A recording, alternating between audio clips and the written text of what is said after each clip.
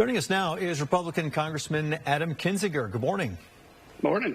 Yeah, we appreciate you joining us. You've been very vocal on a number of different subjects here. I want to start by asking you about the presidential election. You were one of the first Republicans to come out against President Trump's efforts to claim voter fraud. Since then, have your Republican colleagues been giving you the high five or the cold shoulder?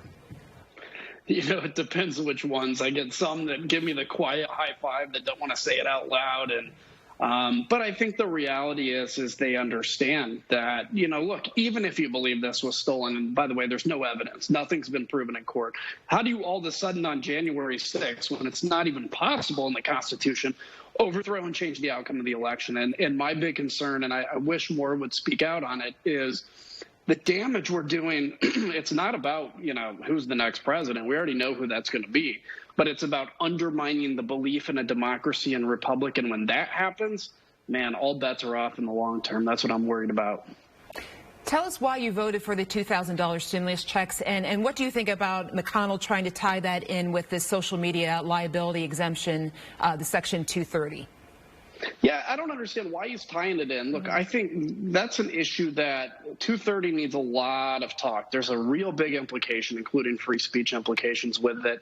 The $2,000 I voted for because I think if you're going to go the area of a direct payment, if people need it right now, and I think we're in a moment where they do, $600 is fine. But I think $2,000 can make that real impact. But I think the thing to keep in mind, I don't think anybody was wrong to vote against it because we got to pay this back someday. It is a massive impact on the national debt.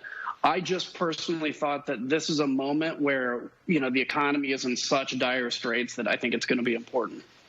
I wanted to ask you about the rollout of vaccines.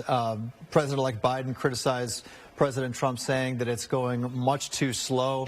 How's it going on your end with Congress? Is there anything Congress can be doing to speed up the process?